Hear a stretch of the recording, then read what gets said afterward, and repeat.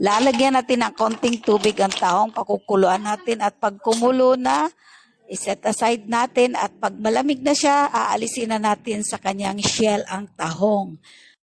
Pag natanggal na lahat sa shell, syempre lalagyan natin ng paminta at konting asin para naman may lasa siya. Ngayon naman, i-ready natin yung dalawang itlog. Syempre, lagyan natin ng konting asin at paminta.